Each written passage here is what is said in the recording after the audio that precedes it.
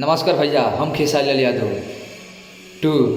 हमारा गाना कैसा लगल आप लोग कमेंट में बताएं और अपना छोट बेटा खेसारी लाल यादव के इसे प्यार दुलार और आशीर्वाद बरसौले रही और हमारे चैनल के सब्सक्राइबर करी। हमारे चैनल के नाम बा खेसारी लाल यादव भोजपुरिया देहाती।